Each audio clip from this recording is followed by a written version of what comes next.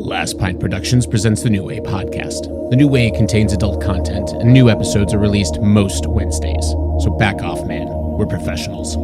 Listener discretion is advised. So you were in Vietnam, if I'm not mistaken? Yeah? Were you in the shit? Yeah, I was in shit. Last night, Darth Vader came down from planet Vulcan and told me that if I didn't take Lorraine out, that he'd melt my brain. Here's how you get him. He pulls a knife, you pull a gun. He sends one of yours to the hospital, you send one of his to the morgue.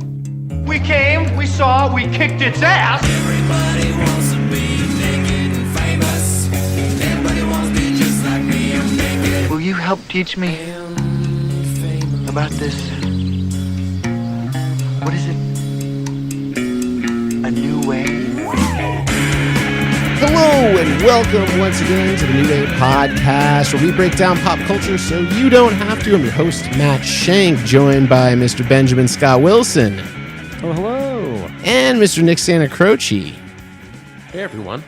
Hey, and we have a special guest in studio. This is a guest who is a first time in person, but not their first time on the podcast. They've called in before to discuss the final season of Game of Thrones before we really knew what was happening and how bad it might be. We have in the studio, Dr. Rick. Hello, Dr. Rick. Hi, Dr. Rick. Dr. Rick. Hello, everyone. Hello. Nice to be here. Could not do it. This is I have known Dr. Rick for 31 years. Holy shit. He has examined every inch of the body that you are listening to speak right now, every inch. We have done multiple musicals together. We've been in Fiddler on the Roof, Into the Woods, West Side Story, which might come up later on. Playing Into the Woods? He was Jack in Into the Woods, Jack, to yeah. my Baker. Yeah. Really? Yeah. How about a little There are giants in the sky. Can you give us a little Giants in the Sky? Not today. Oh, I'm so excited. Oh, You he's might. shy. Well, you were, and you He has did. to practice his British accent. I don't think we didn't go British No, we for didn't our go Into the British. Woods. No, we it were was- we're American Into the Woods. I did a South African accent. Did you now in college? You were part of a very prestigious a cappella group, though, Yeah, I was part of the Georgetown Chimes.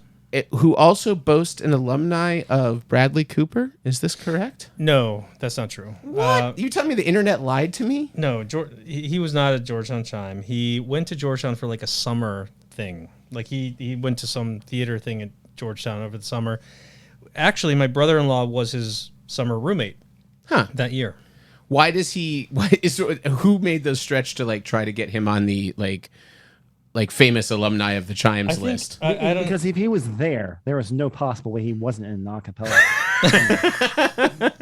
That kind of tracks. Dr. Rick, a cappella group. These are all Simpsons plot lines. yes, Early Simpsons. yes, it's all been predicted. Well, you know It what? does not escape me. Well, I think the most exciting thing about having Dr. Rick here is we get to break out one of our favorite segments. You guys know it and love it if you're fans of the show. Let's get the jingle Round going. Greens. Let's hear it. Here's our jingle. You got a sore throat, feeling sick, and a rash that's spreading quick.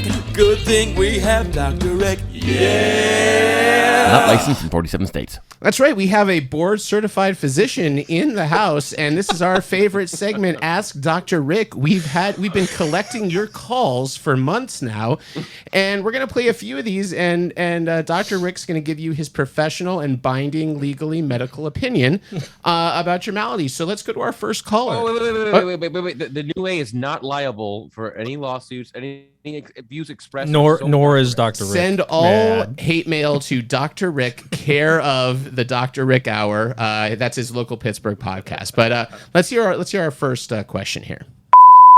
Hey guys, yes, first time listener, long time caller. Thanks for having me on. So Dr. Rick, quick question for you.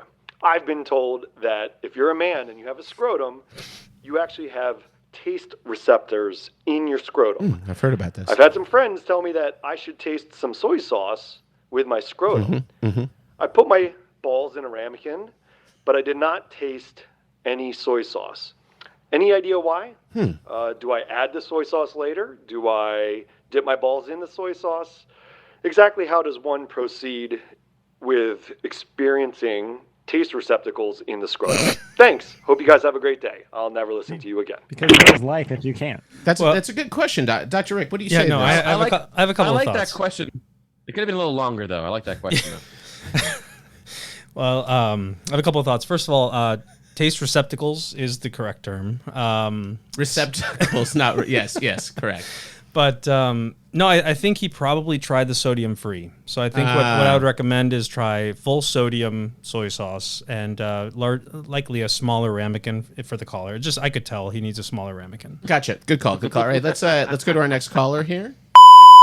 Howdy, Dr. Rick. First time, long time. I have a question for a friend. I keep getting poop stuck in my posterior adjacent crevices. Is this something a specialist you could recommend I mean my friend can see for this problem? Asking for a friend. So he said posterior adjacent crevice. Is that a medical term? I'm not a doctor, so I don't know what that means. I think we would just have to say posterior adjacent. I've heard that used as a vaginal area. Oh, yeah. So sounded like it was a male caller, though. Well, it's 2022. True. So what I'll say is, I mean, actually, even I think, what's his name? The new, what was the? I'll save that for the podcast. Okay, save it for the podcast. Save it for air. Save it for air. No, but I think what I would say is a douche. Can I say douche? Yeah. Really? That's the word you're worried about using on this show? Yes. So yeah, I would say this caller probably needs a better douche. Good call.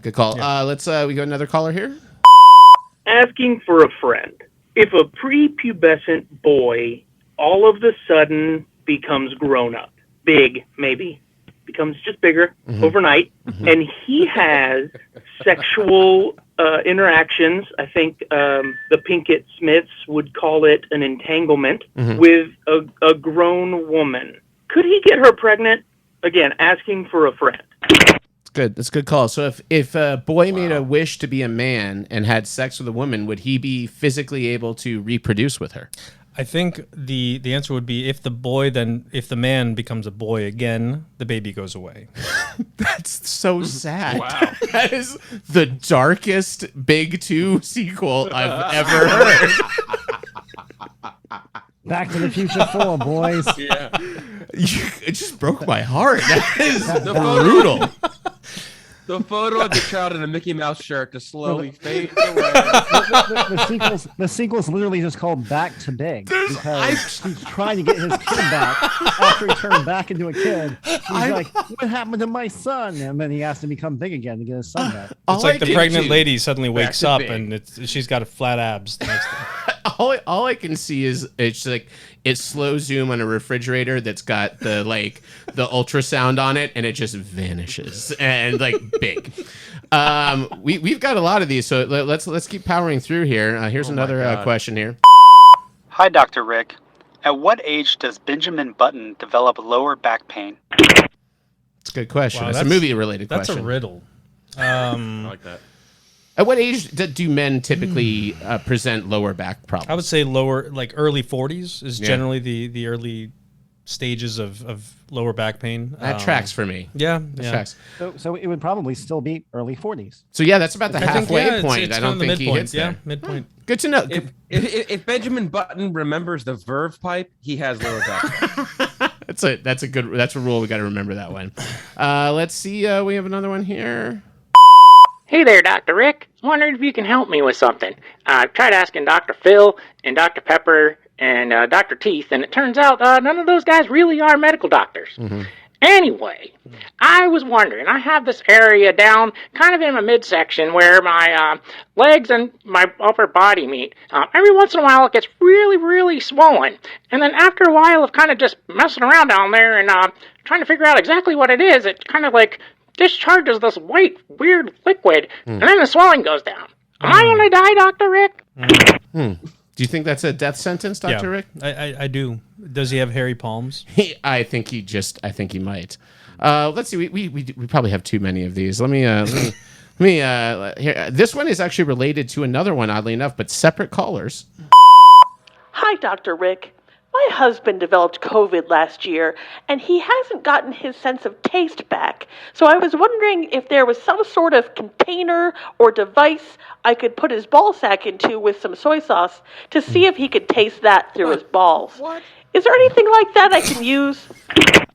So I think this caller is different than the first. Was more concerned about the receptacle. What is the best receptacle to put your testicles in to taste the soy sauce? I have to say, answered that one. Smaller ramekin, right? Smaller ramekin. Smaller ramekin. But I have to say, I'm not sure about who your caller population or your listener population is, but they're very obsessed with the soy sauce and scrotum combination. Well, I think you'll like this call's a little bit different than some of the other ones. You might also recognize this voice a little bit. But here we go. Yo, big fan. Dr. Rick. I just want to know, why are you hanging out with these nerds? All they do is talk about Star Wars and The Mandalorian. Also, unrelated, my penis has felt like the fire of 1,000 suns every time I pee for the last 17 years. You got any cream to fix that? Thanks. Huh. Fire of 1,000 suns. Yeah, it sounds like he has a burning. Well, I mean, that's your voice. I know I know you sound different when you hear it, but that is actually your recreation voice. That's true. Right there. That's true. You know what? We're gonna. I would just see a urologist. Yeah. I got a gazillion of these, but you know what? I think we've done it. Well, we don't have time, but I will say there was one caller that had a string of questions that were sent, a barrage, and these ones don't even require an answer, but I think just something for us to be thinking about during the rest of the podcast. We'll play these real quick here, just all back to back. How long could a human live on just a beer diet?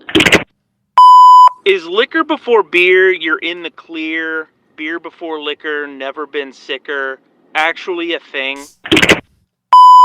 How do I get flaming hot Cheeto dust off my hands? Will your face really stay like that if you keep making those faces? Or is my mom just a liar? What's the deal with insurance?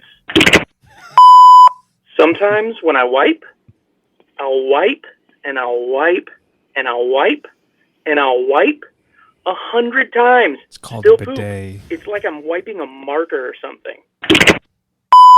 My nipples are really hairy. I'll hang up and listen. So if I'm allergic to penicillin, how am I supposed to treat an STD? Medically speaking, what's the difference between a poot and a fart? What is it, medically speaking, obviously, that makes Nancy Reagan the throat goat? All good, all really good questions.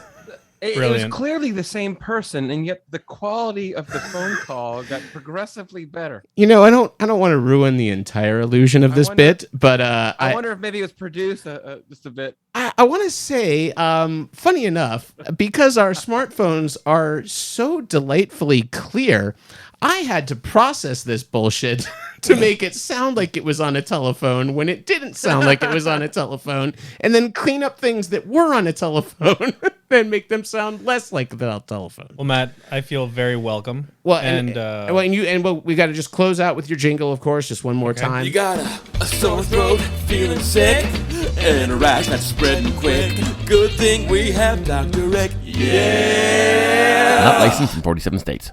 The irony of this whole exercise, as delightful as all of that was, is that there's one member of the podcast that's actually getting medical attention right now, and I don't even get to ask Dr. Rick the actual question. I mean, we did actually have you prepare a question if you want to do your question.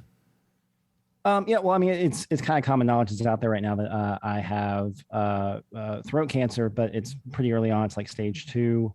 It's an HPV positive tumor, which is non-environmental, kind of, bad luck type of deal. It's not, they're like, you're not 70 years old and you've smoked and drank every day.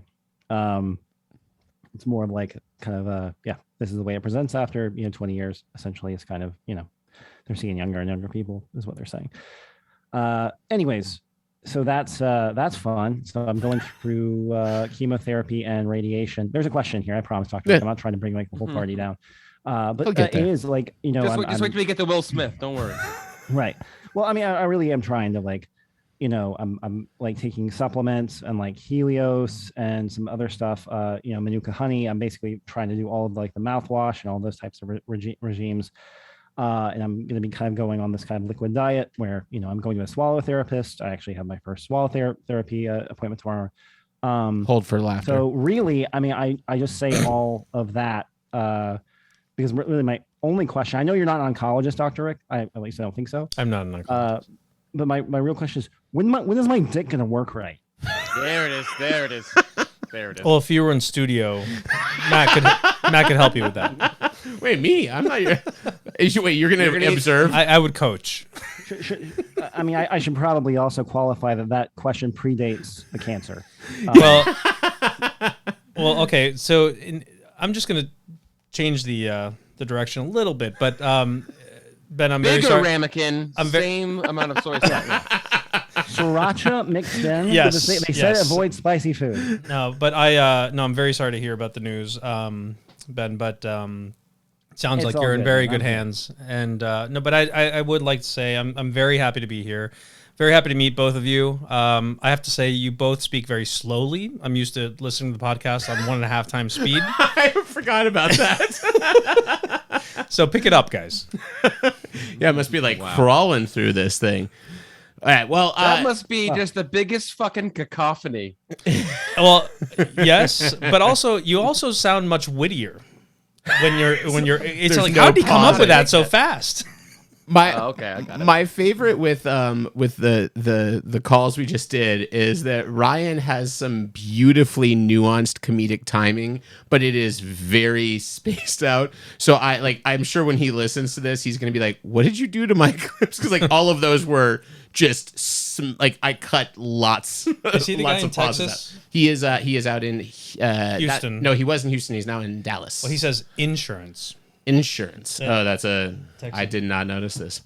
We'll get to one more thing before we get into our topic, because this is something I actually do want to talk about us doing on another podcast. But I was recently talking to Ben about this, but there's a show on HBO right now called Winning Time: The Rise of the Lakers Dynasty. It's Adam McKay produced, and he directed the first episode. Jonah Hill directed the second episode. John C. Reilly as the owner of the Lakers. Nick, you had told me about the show.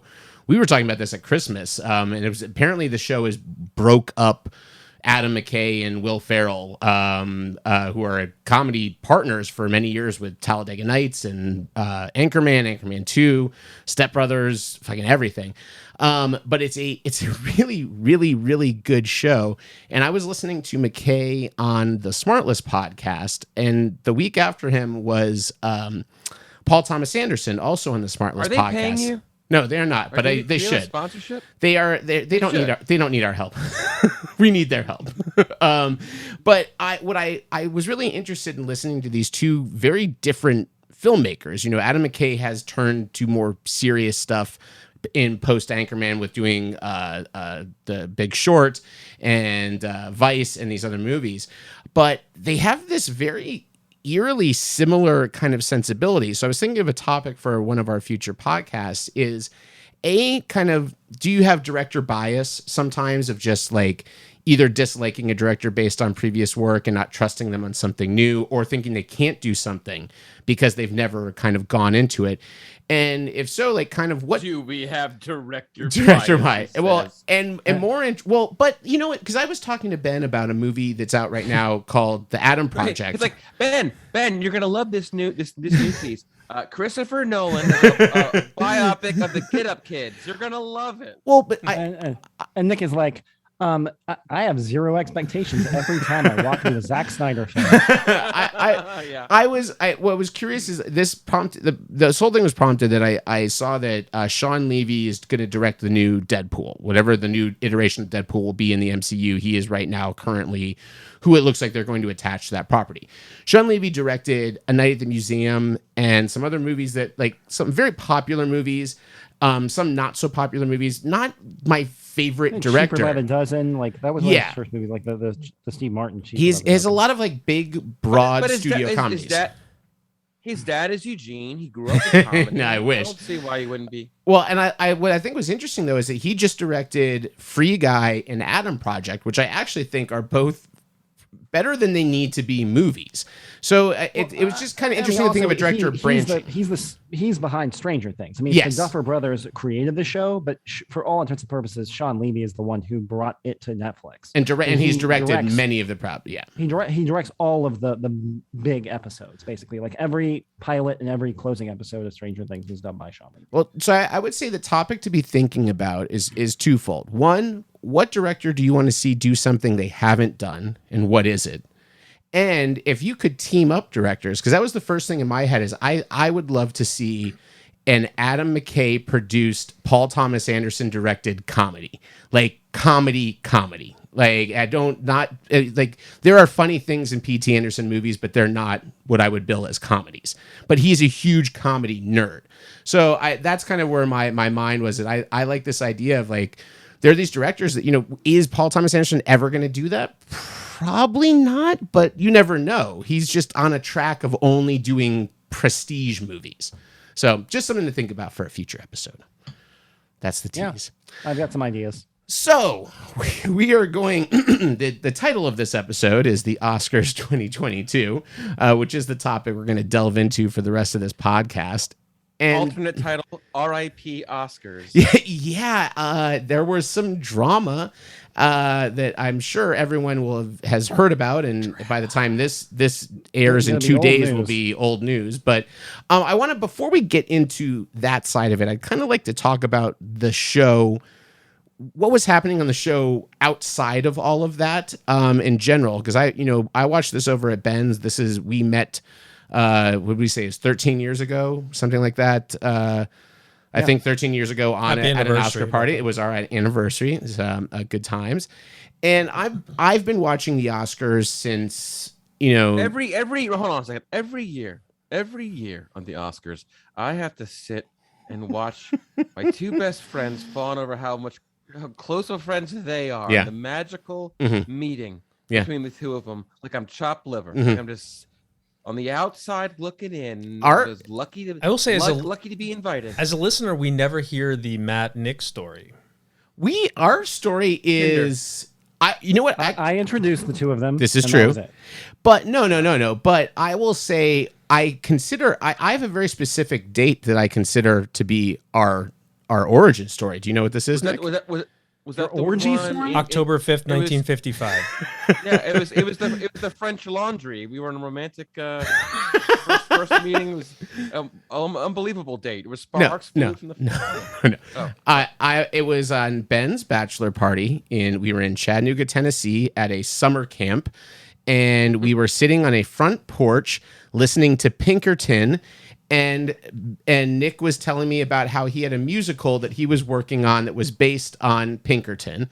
And then we started singing show tunes from Little Shop of Horrors. And I consider that the inception of our friendship. Yeah, check two big boxes. You let me talk about my Weezerton Pinkerton. Weezerton. Oh my God! Please tell me it was called Weezerton. Well, it was the working title. I've since I want to backtrack on that, but yeah, it was a good time. It was a good time. It was, and then the next morning, basically, it was a little uncomfortable because obviously I couldn't deny that I liked the guy a lot. I liked him a lot, but he was clearly my replacement. It was clearly like Ben had upgraded. We are very different types. I was in California. I do think not only a suitable replacement, better than me in every. I think that none of that's true. Very silly. But the only area I was better than you was the next morning, the night before this. That night, Nick tells all of us randomly and apropos to nothing that he has a fear of geese, and then the next morning descended upon the porch a flock of geese, and Nick was like, "I can't go out there. There's geese." And we're like, "Oh, they're joking. There's no geese out there." But there were. There's a bunch of geese out there. So far away. Oh, wait, that's seagull. I was a child. And I went up to a goose to try to give it a piece of bread. My favorite thing to do as a kid was feed ducks to the pond bread. And this goose I learned at an early age that geese have teeth, fangs. They're pretty mean. They're pretty mean animals. And they are mean and territorial. And we had at one point video of me getting chased, and I forgot who was taping it on like a high 8 recorder, just laughing maniacally as yeah, like that. It was like that. The fifth boss in Elden Ring is a flock of geese. You can't get past them; they're impossible. I'm not scared of geese. They just make me uneasy, and I prefer not to be near them. Also, what's your feeling on swans? Goose Fang is the greatest punk band that could ever be made. Now for Nick, I want to be the drummer for Goose Fang. I like Goose Fang. So the Oscars were on last night, and one of the things the Oscars has been desperately trying to do, somewhat within slight increasing success, is be more inclusive of just not just being a bunch of old white people kind of dictating everything that's going on. And I think it's interesting because they still are. Yes. They still are, but yeah, but and like, so this is, and I know this is sometimes a polarizing idea that I am very much of the, you know what, if people are getting awards for a little while largely because they are representing communities that have been ignored, and that seems to be the part of the major criteria. I consider that almost everyone nominated for something has done at least the bare minimum to be worthy of the award, and whether you're choosing someone based on they were the best performance, or it was a body of work, or they are representing a community, I think all of that has always played a part in it, and I think it's fine if that happens for a while now, because that's also going to start changing the makeup of the Academy as well. Right. And to that end, right, who comes to mind in terms of snubs? Lady Gaga, Jared Leto for House of Gucci? Truly, like, was anybody really snubbed? No. In favor of someone who's going to represent, an underrepresented group of people in a movie that's Oscar worthy? No one was really snubbed, in my opinion. No. Or at least that comes to mind immediately. I'd have to think about it really hard. Well, like, I mean, there was definitely nothing as like egregious as, like No Napito Liango and Us, those types of situations. Right. Where it was like there was something that was very clearly missing. But I would say that there were quite a few, performances I saw that I thought were, at least notable. But yeah, and there always are. I mean, we've been complaining about Oscar snubs for years. It just, the difference was they were always white people. There's always snubs. Yeah, well, and it's not even a matter. I think it's also not a matter of snub. Like we were joking last night because we filled out Oscar ballots. How many did you get wrong? I actually did the best I've done in years. 4 wrong. I got only 4 wrong. I did really well. Same here. We tied, buddy. And Paul was filling out his sheet, and I was like, if there is a minority or a like minority of any type, female or hearing impaired or Latin, like that's where the awards are going to go. And it was like kind of half joking, but it's kind of we are a little bit in that mode right now of like, was Ariana DeBose the best supporting actress performance of the year? I really liked that movie. I really liked her. Yeah, and I honestly don't have anyone else that I think was leaps and bounds above her, but I also can't say like this is going to weigh on me for the rest of history of being one of these great performances I have to revisit, right? Yeah. So, but that's okay. Like that, I think that's totally okay. And the same with, Jane Campion winning Best Director. I probably, out of those choices on there, I might have gone with Kenneth Branagh. I really liked the idea behind Belfast. It was one of the last movies I saw. It's a personal story of his that he wrote about his own childhood and directed. And I think overall I might have lent that, but I'm also bringing the fact that if Jane Campion hadn't said the stupid things she said about the Serena and Venus Williams after her win. What did she say again? She was like sitting really pretty because for everyone out there who don't know, Jane Campion directed The Power of the Dog, which was a Oscar nominated film this year. She's directed The Piano, which she won a screenplay Oscar win for. She was nominated then. She's only the second female director to win the Oscar for Power of the Dog. She makes this movie, Power of the Dog. Spoiler alert, I guess one of the cowboys turns out to be gay because apparently there are gay cowboys. Surprise, surprise. And Sam Elliott responds to this by getting all upset about like this isn't the way he views cowboys and this is too artsy or whatever. So she's writing great. She is like everyone's in her corner of like, screw this guy, he's being ridiculous about this. She's doing great. And then she wins the BAFTA or the SAG. It was the SAG. One of the two of them. Yeah. And she says, she's like, with all respect to Venus and Serena Williams, making it in sports as a woman is not nearly as like as difficult as making it as a director, a female director. There was something to that effect of basically your struggle was okay, but it wasn't like my struggle. I'm like, really? You're gonna go after first of all, the Williams sisters didn't direct or write King Richard. There just happened to be the byproduct of that movie. But to like attack two African-American female tennis players, which is not a huge community, was like, I'm like, what are you thinking? And arguably two of the greatest athletes ever. Really, yes. Truly. I mean, you really look by the fucking numbers. It's insane what they've that's just... So it was a poor thing. It's not even ice cold take territory. That's like, what the fuck are you doing? It was like, hey, Jane Campion, what year did the piano come out? In 1992? Okay, shut the fuck up. You've had a 30-year career. God.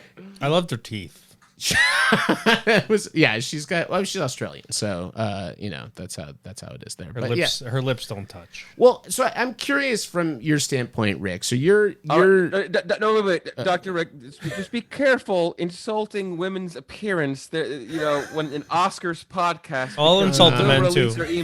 I'm equal opportunity. I'll insult the men. I will say, if there's one thing we can be sure of, Rick will insult more people. Of all varieties tonight. I do not discriminate my insults. True.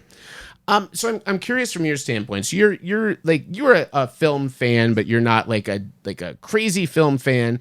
Do you typically watch the Oscars? Did you watch it just because you knew you'd be coming on the podcast, or? To be honest, there were two reasons I watched. Number one, I was coming on the podcast. Number two, my mom had it on. Okay. So I haven't watched in the last couple of years. Maybe a couple of hours of it and then turned it off, but usually watch the end. I'm a casual Oscars fan, I have to say. Do you, and what's your kind of, and this is a much larger topic we're not going to solve in the next 30 minutes, but in general, so you're raised from Paraguayan parents, you're bilingual. Are your kids bilingual? Or are you semi? Working on that. Okay. How, like, as a dad, how important is kind of seeing this evolution of inclusivity in film, and especially in things like even like the Oscars, which maybe aren't relevant to obviously to kids really right now, but like, how is that something that's on your radar? Are you thinking about it, or are you just kind of like it's something that's happening in the background? It's definitely on the radar. I mean, they talk about boys marrying boys, girls marrying girls marrying girls, boys becoming girls, girls becoming boys.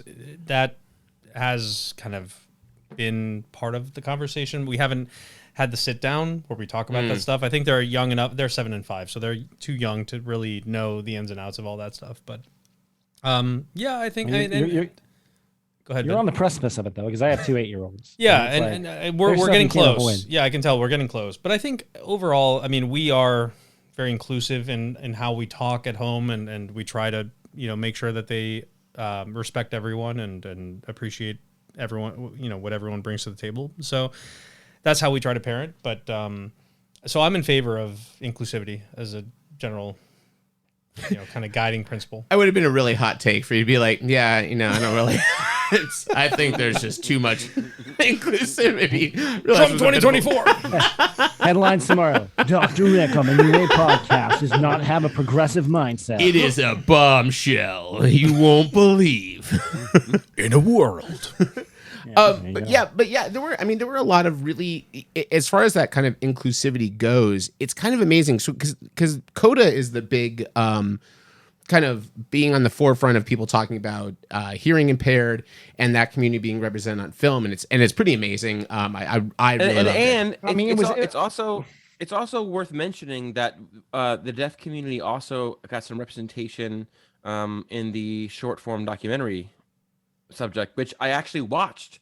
Quite a bit of it is on Netflix, and I think that they're going to be doing that from here on out. I love the fact that you can watch short films and short documentaries as a way of maybe caring a little bit more about those topics before they cut them out of the Oscars entirely.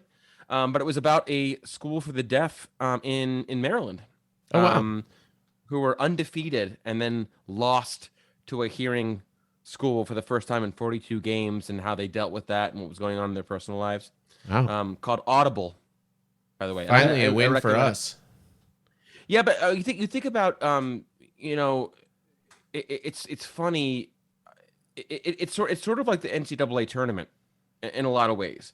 You look at the lowest rated team to ever win a national championship, and it was Villanova, rated at 8. And then you look at St. Peter's this year, which was 15, and made it all the way to the Elite 8. And I was talking to my mom, and she was so sad they lost. And she could just like, did they play terribly? And I go, no, they just played against the Tar Heels, Mom. And she said, well, that's sad. Now they're never going to be back. And I go, well, Villanova used to be a joke, and now they're a 2 seed playing in the Final Four. I think it builds whole franchises that were never considered before. All you got to do is have one magical run, and it can build an entire like Gonzaga and all these other little schools that are now kind of mainstays. And I kind of see that happening with underrepresented communities in the Oscars. And you say people aren't watching and people don't care, but it does truly make a difference. It comes in waves. We had. I will definitively say this because I love Coda, and I think it's a fantastic movie. And I'm really happy it won Best Picture. Not my favorite movie of the year, but I'm happy it won Best Picture. There's no possible way that movie is even fucking nominated if A Sound of Metal isn't nominated last year, which I think is actually a superior film. Me too. I agree with all of that. I agree with everything you just said. Well, and I think it's also a really interesting thing because I think a lot of people didn't see it, even though it did get a lot of buzz. But Drive My Car is kind of fascinating. I was talking to Ben about this a little bit last night. I did. I watched. Wow. It's a very, just warning everyone out there, it is a very long foreign film. It has literally, the credits do not start until 41 minutes into the movie. That is not an exaggeration. That is an actual timestamp. Pulls a Raising Arizona. And you could argue, and I think it's really interesting when you look at Eastern versus Western filmmaking, is that if that movie was being even pitched here, that 41 minutes is cut immediately because everything is covered. Everything that happens in that 41 minutes is expressed in the rest of the movie fairly well. But I like having that 41 minutes because it allows you to live with some of the situations you're going to see. But the thing that they're not talking about with that movie that's amazing, it is a Japanese film, largely in Japanese, but it is about an actor and a director, a stage actor and director, and his gimmick for his theater shows is they have a screen behind it with translations, and people in the cast are communicating in different languages. So the play, he winds up doing Uncle Vanya, and it is part of it is in Japanese, part of it is in Korean, and one of the actresses is deaf, and she signs and has an interpreter that speaks, but you're also getting these translations on the screen. It's an amazing. It's something that if it existed on stage, I would be so excited to go and watch something like that because it's this crazy experience. And you watch it between the characters because the Japanese characters, some of them are bilingual, but they may not know Korean, but they know English, but none of them know sign language. And it's this whole thing. It's a really amazing thing. And no one, Coda is going to get the light for it, which is great. And I think you're right, Ben. You mentioned the Riz Ahmed movie from last year as well, Sound of Metal.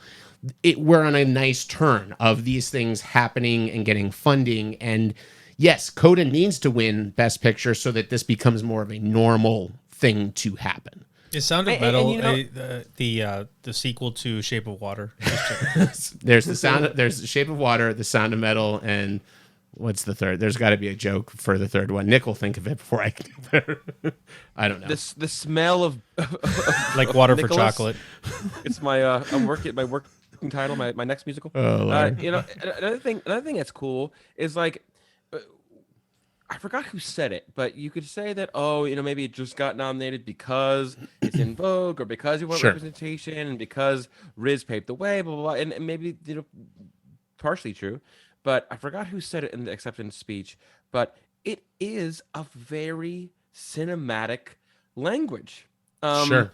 If the sound goes out in the theater, you can't hear anything anymore, but you can see the actors talking with that American Sign Language. And after, 10, 15 minutes, I found myself really drawn into Coda, just watching how they communicated with American Sign Language, something that I really did not know anything more than Skimmermarinky Dinky Dink from Sharon Lois and Bram. When I was also a kid. the sound, there is a vocalization of like the pops and the breaths and everything is really interesting.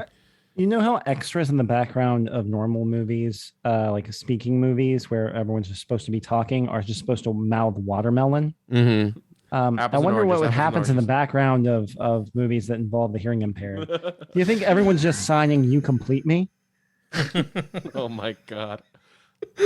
I remember. No, they signed watermelon. Hold on. How did that? I swear my feed is screwed up because that was a Nick question that just like emerged out of Ben's mouth. Oh, stop it. That reminds me of an goddamn right. The Wet Hot American Summer guys would always tell their background actors to say apples and oranges, apples and oranges, apples and oranges over and over again. And that reminded me of another thing. Did Michael Showalter direct the Tammy Faye? Yeah, he sure did. He got thanked at the Oscars last night. He got name checked. Second time he got thanked for with Big Sick too. Yeah, Big Sick he got name checked too. Little Mikey Showalter. And he directed the Dropout, and he directed lots of let's. So one other. So before we get into the craziness of the Oscars, we were watching this last night, and even before the craziness hit, I'm watching three extremely talented and funny women with the worst material I've seen in years. Sexual harassment? Like it was just and I'm like, I can't figure out why they can't figure out who, like, it seems like if Rock is going to host, and we'll get to that, he's writing his own material in his voice, and he also like he's someone like Conan that can save a bit just by being themselves and leaning into something not working or whatever. But there are people out there that can write comedy well, and they can write comedy that is current and ties into politics and stuff. Why are these people not going to the Oscars? Are they not getting approached? Like, how are they not finding better writers? I do not mean this as a slight. To a certain degree, I like all of them, but I also kind of wonder. The awards have been under fire. People have said it's dying. They haven't been producing good shows. That let's try a year without a host, and they get a host again. They can't find the right host. When you're trying to make a movie, sometimes the studio puts in an actor that's going to be a success overseas, and that's how you explain a weird, odd casting decision. But I don't. It really is not meant as a slight. But who says who would save the Oscars or like really be a good fit? And it just they seemed kind of uncomfortable the whole time, and I don't blame them. That was before the chaos in the end. But there was no chemistry between them.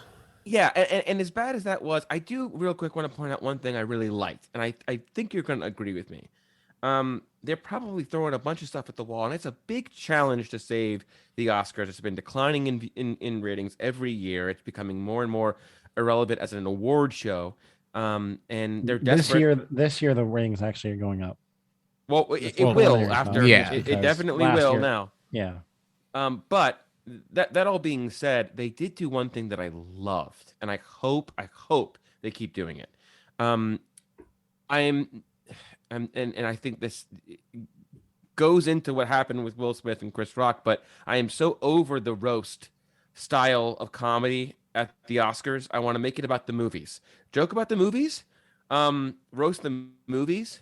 But I don't need to hear another joke about how young Leo DiCaprio's girlfriends are. They're not funny, and it creates a weird energy that I think had a hand in bubbling up at the end. I want it to be more about the movies. Their whole tagline was "Movie lovers unite." but you turn it on and it felt like some weird roast. When they brought out the cast of White Man Can't Jump, and you got Rosie Perez, and you got Woody Harrelson, you got Wesley Snipes reunited again. You know, it was awkward, but they were all together. Sure. And it was fun. And then they brought out John Travolta and Uma and Samuel L. Jackson. That was cool. And Yeah. you know, I love that idea. Let's you know, outside of the best supporting actors and the winners from the previous year coming back as per his tradition with those categories, I love the idea of reuniting casts from movies that maybe weren't nominated for Oscars but were just beloved. Instead of letting fans vote Zack Snyder as favorite movie moment, let's bring the cast of Justice League, you know, to present an award or like do it that way. Next year it'll be Best Kiss. Yeah, that'll be the fan voting, and you know what? It's going to be a Zack Snyder movie because you know there's no way it just can't. Well, when you said how that, great would it be? How great would it be if you got Bruce Campbell, Tobey Maguire, and Kirsten Dunst all coming up to give an award? That would be I will say the Juno cast was just the visual of the Juno cast was amazing to me. But it was great. I did think when you said that I was going to agree with you, Nick. I thought you were going to say the thing that Beth noticed last night is it was a very titties forward Oscars. I think last night they returned us back to the heyday of there were no butts being shown last night. Some leg, decent amount of leg, but titties were the star last night until the moment were the titties. So now I'm just hoping that Trey Parker and Matt Stone get nominated for something next year so they can wear the same outfits. Have them on acid. Yeah. Anyway, here's the irony thing. Like I like, for example, like I like Amy Schumer. Amy Schumer is also of literally every single comic I've ever seen live. Amy Schumer put on the worst set I've ever seen. Like I was there with you. Well, I was there, but not with you. Yeah, Towson University graduate. Huh. And I actually like Amy Schumer as a personality. But the funniest part of the entire night was when she came out post event that we will now talk about, and she was like, "Did something happen?" You know, before I came back out here. Is different. She's like, "It's a weird vibe." Yeah. You know, that was the only funny part, and it was because it was off the cuff and it was reactive, and it was. It's like because everyone was so hard. Can we briefly talk about how desperate to? Well, I was just going to say how. Go ahead. Go ahead, Nick. Speak about this is bad. This is awkward. Is there a different vibe in here? In your medical opinion, Nick, what do you think? There's a different vibe in here suddenly. I think this should be the next drunk New Way segment, or this would be fun to listen to at 1.5 speed when you're on your run. Is it Nick or is it Rick? Who can tell? That's where we sound like chipmunks. Go ahead. Go ahead. I'll take a deep. Go ahead, Rick. Here. What were you gonna say? I was just gonna say, can we take a brief moment and talk about how one of the hosts basically sexually harassed a presenter, both presenters. Yes. And I immediately said, if the roles had been reversed, if a man had patted down a woman in a dress, it would have been scandalous. It may have even been the second line of the article written about Will Smith and Chris Rock, how a man patted down a woman or felt her up, or it was tone deaf. It was awkward. It was. I just felt they dropped the bomb. I have a question for you. I'm curious. So I'm curious. We were commenting on that bit as well with Regina Hall feeling up Jason Momoa, Josh Brolin and Jason Momoa and like cupped the balls, I think, at one point. And so part of me was like, there a ramekin? There's no ramekin, but our buddy Paul was like, he said the same thing you did. Like if this was if the roles were reversed, it would have been a thing. And I go, but that's happened like a lot. Yeah, like by the way, we've done that a lot. Well, they made the Weinstein joke. During that bit, why did Jason Momoa have a Muppet on stage? I don't know. What I don't. Do you know what I'm talking about? I'm not. Are you talking about it? He laughed and pretended to make it go away, just like Amy Schumer did. Oh no! I'm sorry. He was just standing next to Timothy Chalamet. That's all it must have been. That's right. I did say that Timothy Chalamet was like a real life Muppet last night. Wear a but shirt. no. So we there's a long history of talk shows and award shows and shit for years where that stuff happened with women constantly, and we have moved outside of it. So I don't know. You can argue that this is the empowerment role reversal to say, hey, it's our turn, which is not swinging, which is not a great look either. But it is also like for us, because it was the first thing we said was like, it was like, what if the roles were reversed? We're like, it had like that's happened a lot. Where I was actually more interested was what if it had been Regina Hall that made the infamous joke that Chris Rock made, and Will Smith went up and slapped a woman on stage that made a joke. That would have been a very different. Actually get canceled. Yeah, that would be a very different situation, and that's also kind of fucked up. That would be a very different situation. It's not the same for him to go and hit a man. No, and or you see the meme going around. If it wasn't Chris Rock, but it was The Rock who said that, would he have even gone up? Yeah, it was the perfect storm. And honestly, I remember last night I was texting you, oh, hold on to your butts. I got a lot of thoughts, and I've been thinking about it, and I've been upset about it. And as everyone on the planet, qualified or unqualified alike, has chimed in on this, for good, bad, or ugly. Sure. Now I'm kind of at the point where I don't want to talk about it. I wish I'm sad that it happened. I wish it didn't happen. But I think, while everyone is kind of to blame, we gotta. If you really want to answer the question, why did that happen? We got to look at ourselves and think we created a culture that, emasculated Will Smith for years, bubbling under the surface. What is our idea of masculinity? What does a man do when his wife is disrespected? If you're a man, can you just go up on stage and say whatever you want about someone's wife and expect nothing was going to happen? Nick, was she disrespected? I mean, okay, she has alopecia. She's talked about it. I mean, and okay, G.I. Jane 2. Come on, man. Like, it's a joke. Well, and yes, I understand the roast concept, but this was like soft. This was really, really a soft joke. Well, you don't have alopecia, I have hair loss. Have it. Yeah, but like that can not only like her job is not something that doesn't revolve completely around her physical appearance. So not only is that more embarrassing beautiful for her, she's still a beautiful woman. It's absolutely. Spank bank. Hold on a second. You're I happen to believe that maybe Chris Rock didn't even know. But possible. At the same time, even if he didn't, it's kind of like, is it? You say it was a soft joke. I say it's not funny enough of a joke. No, it was a bad joke. It was a bad joke. G.I. Jane is like 30 years old. No, it's a bad joke. On top of that, I you don't know what's bubbling under the surface or how she's handling that.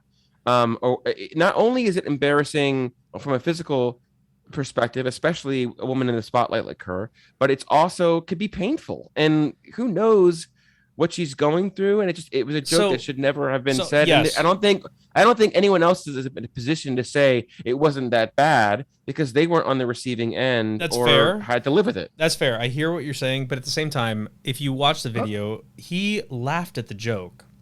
And then he turned over and looked at her, and she basically said to him, "Go gangster or go home." And so he went up, he stood up, smacked him in the face, and walked back like some tough guy. This is the Fresh Prince. I mean, we're not talking about Tupac. This is what the hell just happened? I mean, then he wins the award. Of course, I called it at home, and it comes up with this self-righteous, paternalistic, toxic masculinity speech about love and protecting your family. Go fuck yourself, dude. Like, what the get out of here. Like, you are so entitled. You have no idea. And when he said, people do crazy things for love, said every wife beater ever. Get the fuck out of the state. He should have been escorted out. He should lose his award, and he should be, run out of Hollywood. I think this was behavior that should not be in any way replicated, and every stand-up comedian looks at that situation and says, I can't roast the audience ever again. If I get a heckler, he might shoot me in the head. What do you do then? Well, think about Go ahead, Ben. Think about how Ben's got some. Hold on just a second. Well, I just have a really, really hot take about this entire thing. Okay. I don't give a fuck about any of it. Like, you're in a room full of entitled people to begin with, and it's just like to me, it's like, okay, well, open face slap. Yeah, okay, so I guess he can't be charged for technically assault. It was battery, actually. Battery is what you could be. Yeah, so assault you could be, I guess, is what it is. But to me, it's like, then all of a sudden, it's what happens. The reason why I don't give a fuck is because then you have this altercation that never should have happened because it was stupid, obviously. And then everybody online or everybody who reacts to it just jumps into their own little camp. And I'm just like, I'm fucking done with it. You know, like, well, if it had happened, happened outside of the Vanity Fair party, no one would have given a shit, right? Exactly. Like if you just waited and punched him in the face instead of slapped him, who slaps a guy? Honestly, like, can we talk about that? I slap John Reinsvold all the time. Just wait until you meet him, Rick. You want to slap him? You slap me once. You can slap Matt. You can slap the monkey, but no. But when it comes to slapping a man, there's something questionable about that behavior. But if he had done it at the Vanity Fair party, like it should have been done, no one would be talking about it. Yet it was done on stage, and the guy was a clown for doing it. Think about it though, like what you just said is like who slaps? Like that's not a manly thing to do. That's toxic masculinity in and of itself that you even had that thought, because we as a society are thinking no, because what's weird about it? What's weird about it? Oh, geez. Why We're going there. Decibels jump up like 37%. Honestly, something happened with the call where it when Nick got excited and the mic I think got excited for him and ramped up. So I think taking a step back, Nick, I hear what you're everybody else. I hear what you're saying. Why is slap not a manly thing? I hear what you're saying. Why is slap not a manly thing? But if you're truly fired up about something, or if you are defensively fighting back against something, you punch. That's just like you physically make a fist. Because it's more hurtful. Yeah, it's more hurtful to the recipient. And so a slap is just like kind of like shut up. Whereas a punch is like you really offended me and I'm really going to, it's fight or flight. You're on TV. Nick. You're on TV. You know you're televised in front of millions of people in the world. You're asking like, who slaps a person? Then you don't get up on stage. You stop before you get on stage. Well, the whole thing is performative. To say it's weird to slap as opposed to a punch is like semantics, if you ask me. Okay. I think the bottom line is we've seen norms deteriorate in the world. Trump was president. Trump was president. Right, and this is another kind of. We've never seen this happen before. We've seen this social fabric continually deteriorate, and this is kind of a sillier, less consequential. Huh? I said Rome is burning. I think I think it's an interesting. I think both of you guys are on the right wavelength as far as I think he very much slapped him instead of hitting him because it was not as egregious of a thing, and in his head maybe at the last moment he's like, fuck, I fucked up. Like there's a moment where he is charging up there and in his head he's going through every fucking scenario and it collapses on him and he does what he does because it's gonna sort of get the point across but not be a full out whatever. But think about it though. We're blaming toxic masculinity for this happening, which I do believe really is the root cause of on both sides, right? But at the same time, think about the memes that are coming out.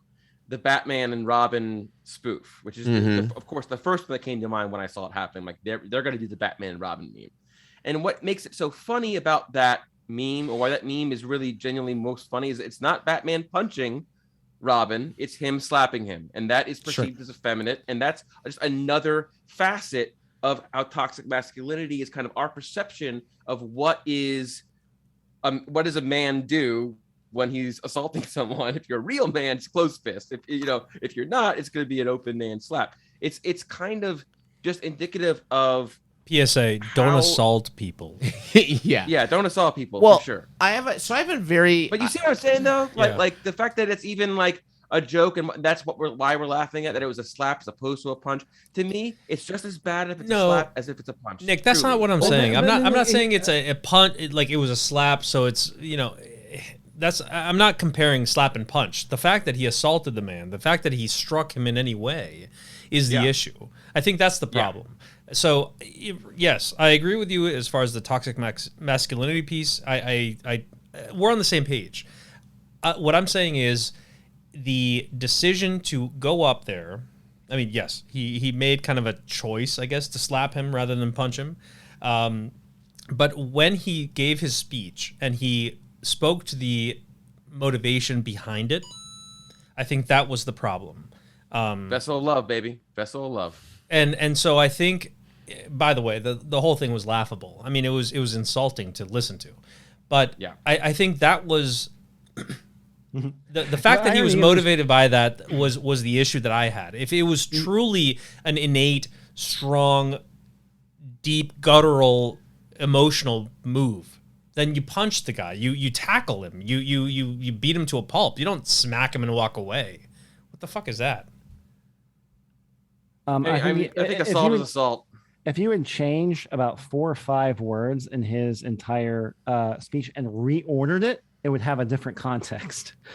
Because part of it kind of just said like, "Hey, I'm crazy," you know. Yeah. And I'm like, if you kind of qualify up front, at least you're loosening up the audience a little bit. You know, I'm just being like, well, I fucked up. So there's you there's a weird thing, and I'm not going to call this a super hot take. I have not watched every piece of information on this, but there's a moment that happened after the slap that no one's talking about, and it made me very uncomfortable. Is that when Venus Williams' nipple popped out? It was before. No, that made me very comfortable. But before that, so when Amy Schumer comes out and she has the good crowd calming thing of like, hey, what did I miss? The energy's different.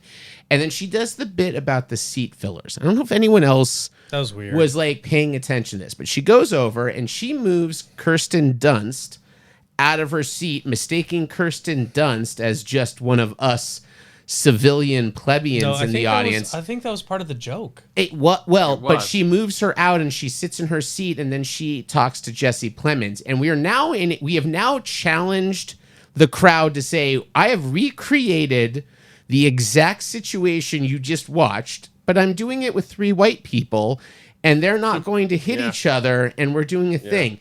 And the entire I don't know how much of that was just a bit that was probably going to happen anyway, but the fact that someone on paper saw that as a moment to follow and didn't see an issue with it at that point is very much indicative of who is writing for this Oscars and how fucking like it was so weird. Kirsten Dunst and Jesse Plemons, of course, are 2 fucking just genuine like middle of America people that went with it, and he's not comfortable. Like you can tell he is uncomfortable with it. She's not comfortable with it. It was awful. He could have done better with that move. Like I think if it had been shtick, and you knew like clearly she knew it was Kirsten Dunst, he could have played along. But it was very awkward. It was the same joke, just done with white people. Like I'm sorry, am I the only? It seemed like it was.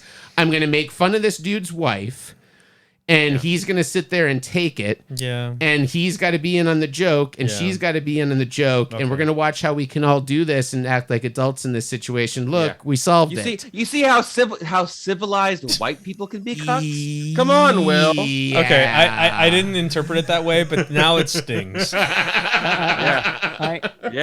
I just think it was just a miscalculation. I don't think that had any sort of.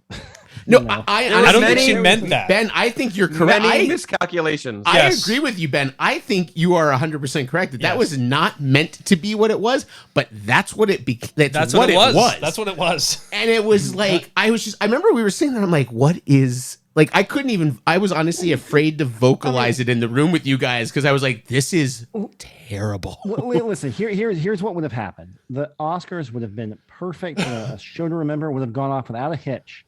If on those first presenters, when Daniel Kaluuya and her came out, they didn't play fucking Africa. Oh my god, that was also fucking crazy. I turned to Beth and Paul, and I was like, is everyone okay with this music choice? Everyone's like, well, also, can I piggyback on that and say that they played Puerto Rican music for the Colombian movie Encanto? Right.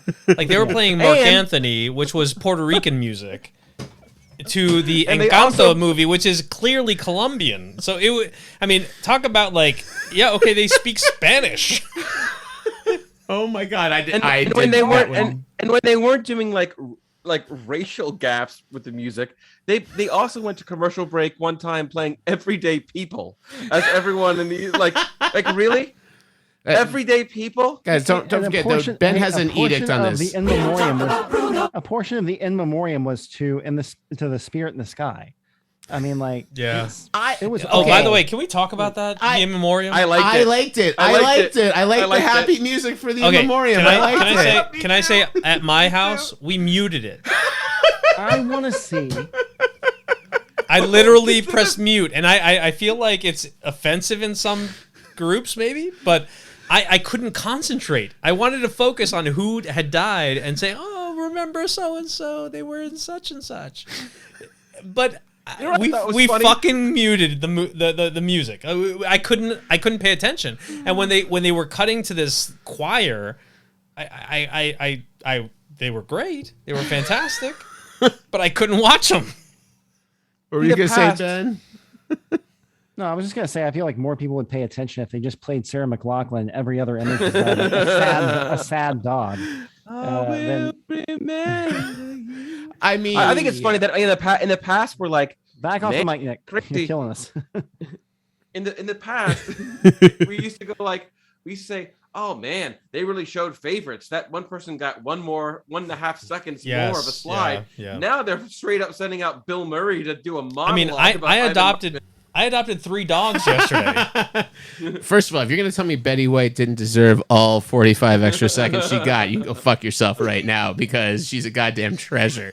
I think it's funny that like it's always like very somber, and we're always like, I feel like they gave that one person a little more of a spotlight. Like the cinematographer did not get the attention he deserved. And no Bob Saget? No Bob Saget? No Bob Saget. That's a good point.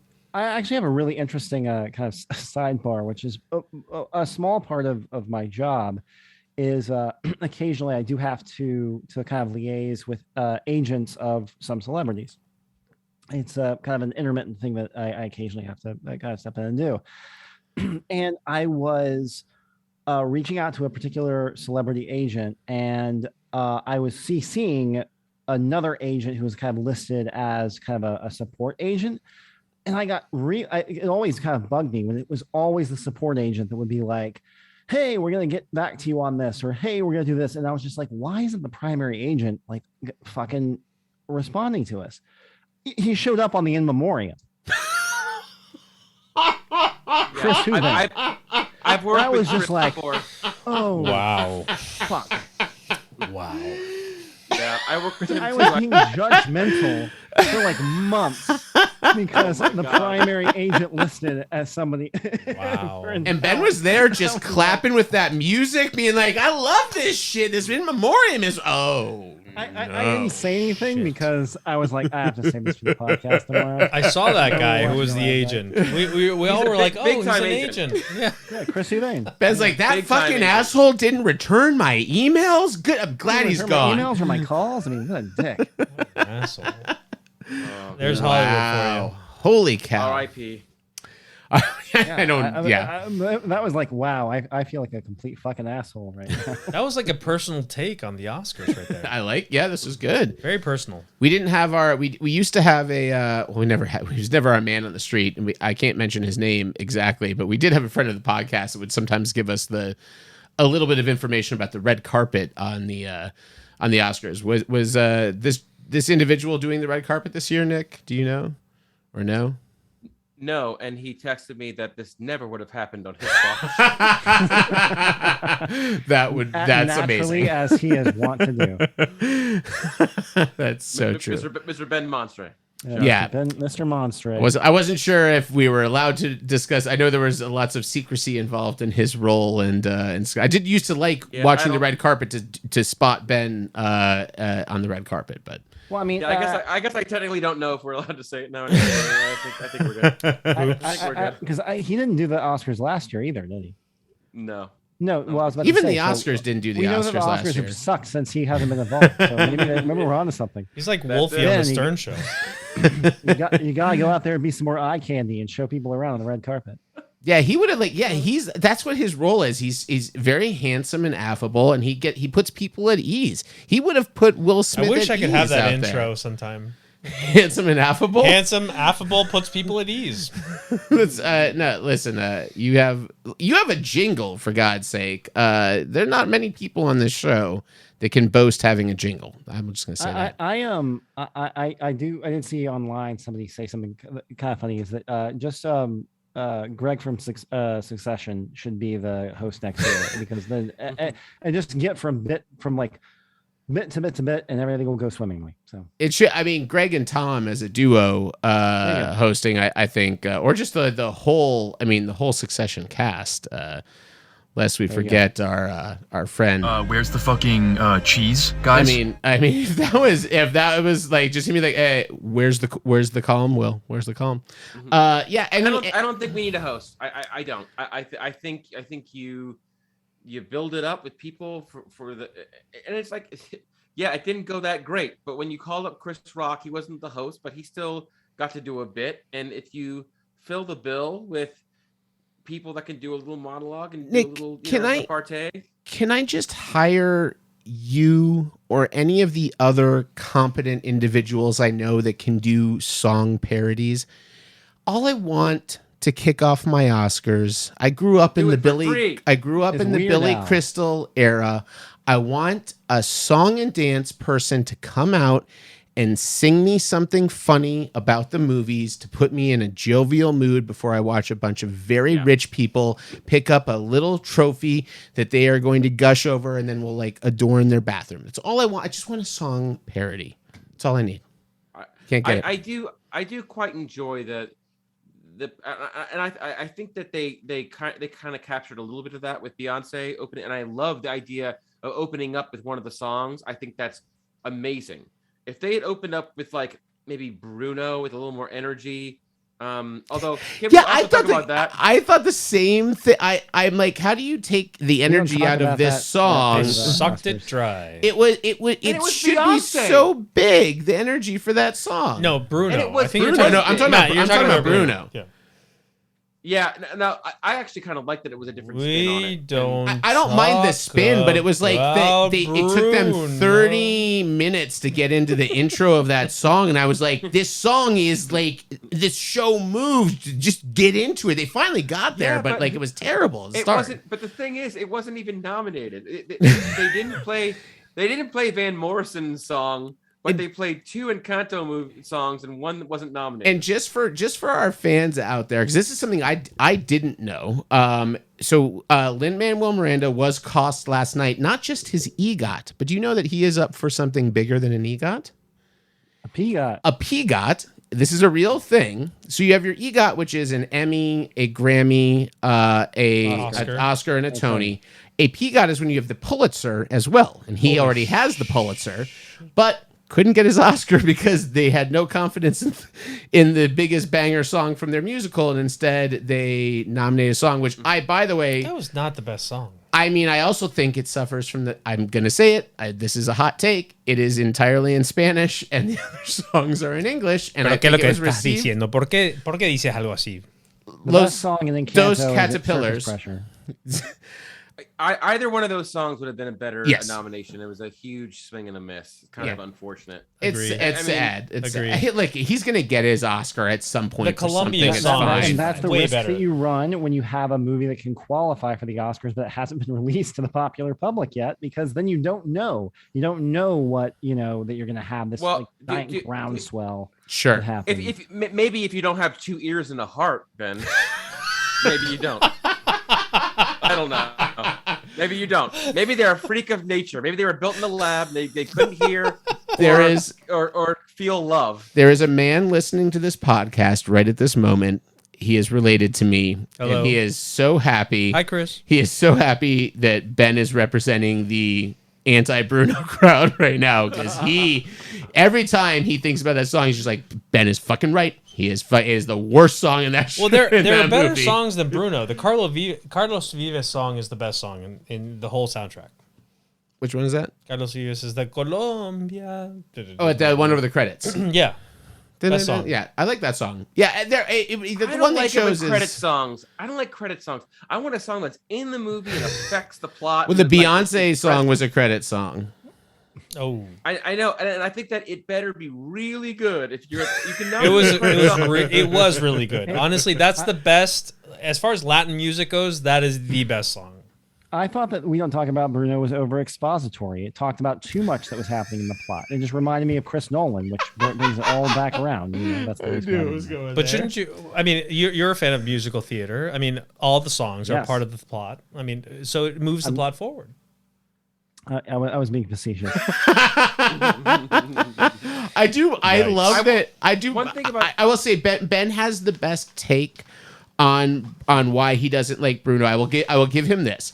I still think the song I wrote before I knew that song was a big song, and I was watching it because Nick had urged me to watch it, and I was in the middle of it, and I was like, this Bruno song is a fucking banger. It was instantly in my head. I loved it from the first moment before it was big. Wait till next. We'll get there in a second. But so Ben's take, which I think is actually kind of interesting, is the We Don't Talk About Bruno is funnier as a gag, where it's just a one-off in the song where they do it, and then they actually don't ever talk about Bruno. And then we got Bruno. We don't talk about Bruno, and that's it. And it's just ignored for the rest of it. Hysterical. And I'm like, okay, that is kind of that's more the best clever. take. That's the best take on it. Much more clever. But the song is a fucking wonder. That line made me laugh out loud at watching the movie. And then there's like, wait, that's who the story is actually about? Well, what the fuck? Like you ruined the joke, Hey. I don't know. I personally was like really bummed about that. Do you think like that was from here on out though, like now Lin-Manuel Miranda is now plagued by Bruno, both because it's a song that he clearly wrote for himself, but then they cast someone that's an equally not quite as beautiful singing voice and with John Leguizamo to play the part that is clearly the Lin-Manuel Miranda part, and it's the biggest song in the world, but it loses him the Oscar. It's kind of a sweet irony in this entire situation. But any closing thoughts on anything from the Oscars from anyone here? Rick's taking selfies over there. From the animation I segue, I think we're in a good place with animation. I can't remember the last time that there are 2 or 3 real viable best animated features in the same category, and this year I think was absolutely the case. The winner for the short animation said adult animation is here to stay. The wiper, the windshield wiper. Windshield wiper, yeah. That kind of pushed the envelope and was very adult. And he said adult animation is here to stay. There's an audience. We're only getting started, and I think that's true for also the kids. They're getting smarter. They're getting better. Normally it was Pixar as a slam dunk, and they would always win. They'd blow the competition out of the water. So. I love that. To that point, Nick. I mean, one of the international feature films was Flea, which was also Flea was nominated for Best Animated Film, and a lot of people said if you're talking about just the quality of film overall, Flea in kind of an equal, unpartisan world, Flea would probably actually beat Encanto. So I don't know. I have to watch that movie. It kept popping up. Yeah. No, yeah. Listen, Encanto is another. This is another movie that's going to exist as one of these stepping stones in kind of our culture and watching these things and how they start to cement these as normal things that can happen. And I mean, and this is not also just limited to kind of the inclusivity. This also happens just in general genres. If you look at something like the musical had died until Chicago came out. Was Chicago the best musical that's been made into a movie? No, it wasn't, but it was good enough. Magical Mr. Mark will be very upset if we talk about that. There was a Cats reference, drink. There was, oh shit. But yeah, I think anytime there is a kind of that paradigm shift that opens up something back to being able to be included and being a natural thing, I think it's an awesome fucking thing. So yeah, we had a fucking crazy Oscars for sure.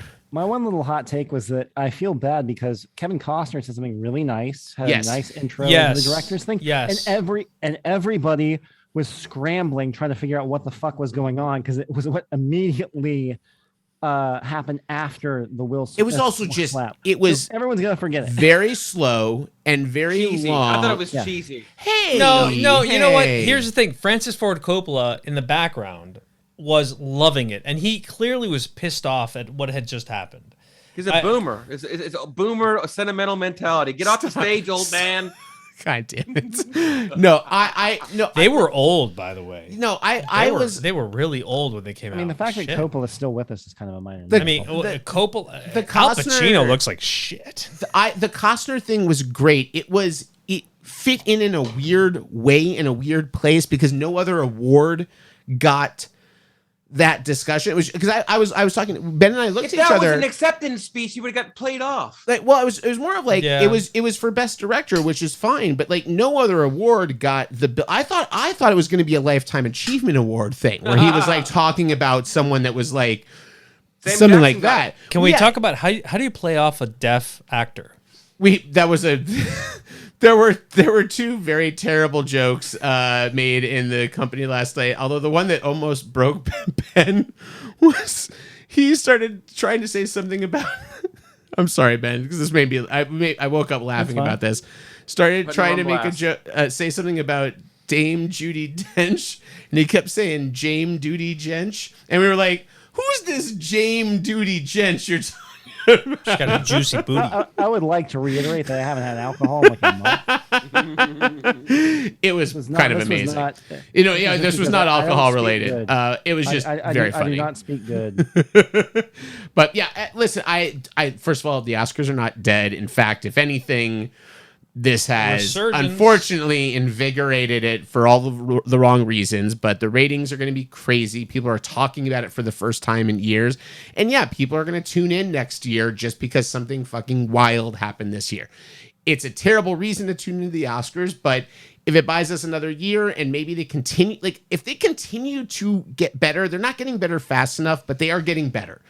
It's slow and it's shitty, but last point, I promise.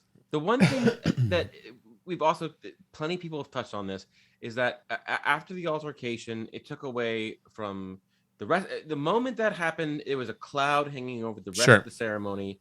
A really great moment Questlove for that, for his win. Questlove was overshadowed. But it's not unlike what happened to Barry Jenkins. Yeah. For Moonlight in a very different circumstance. Yeah. And the one thing that I don't like is that basically something bad happening that takes away the moment for many people is what gets people to watch, and it sends a bad sort of positive, a bad negative reinforcement. Sure, it's a bad. You know what I mean? You're such a nice guy. You don't play that part on the podcast, but you're such a nice guy.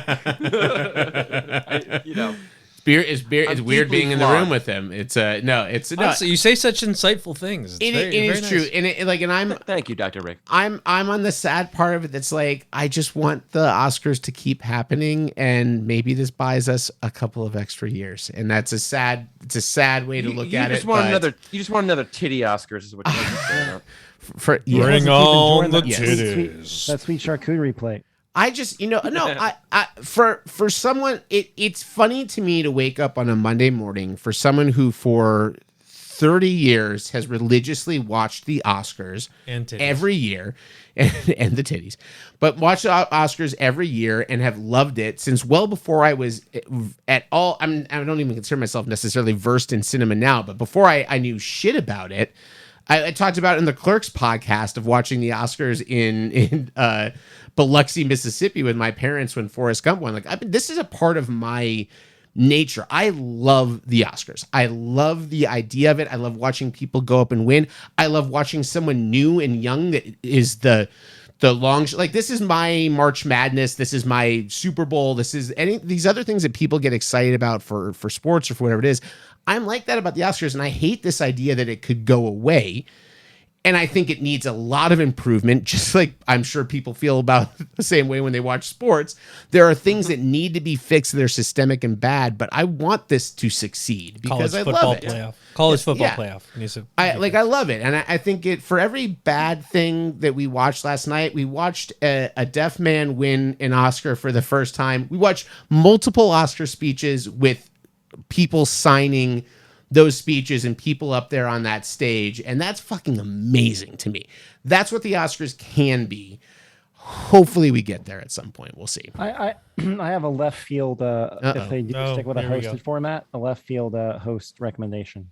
Okay. Kumail Nanjiani. Just get somebody up there who's affable and can get from bit to bit. I mean, like, that's what you need. Yeah, I think I agree that there's a certain type that knows how to make something that's not working work and kind of get through that. And I think that's a good choice. I like it. Ben, you're full of hot takes, man. Hot takes. Hot takes, cold takes. He's maybe got it it's all. the hat and the glasses. I do like when Ben looks down, he completely disappears, and there's just a black. It's like the Babadook. It's amazing. They don't know that I'm wearing a full Breaking Bad outfit. The audience will. We'll share some stills from this, but we want to thank our guest, Dr. Rick, for joining us and playing along with us for this evening. It's been a true pleasure. Thank you so much for joining us, and we'll be back with new episodes. Pretty close to weekly. We're getting there. We actually I'll give a tease. The week after you're listening to this episode, you get to hear Ben Wilson and none of us talk. Just Ben and his special secret guest. So that's going to be a good one. I'm going to be watching Oscar. Been in my special secret sauce. That too. Well, I'm going to be listening to to Oscar Isaac in a couple days, though, gentlemen. That's what I'm going to be watching. You know what? And I do actually have a tease. Where's that drop? Nick Santacroce has a new song parody that is going to be dropping for the new Moon Knight series, set to the often litigated against Dua Lipa hit song. And we're going to play you the barest minimum tease we possibly can right here. I got you. That's all you get. And cheers. That's all you get until you get to the full one. Thank you so much for listening. We'll talk to you next time. 1, 2, 3, and cheers. Dua Lipa, I like it. I love Dua Lipa. What did you call her? Old Tulips?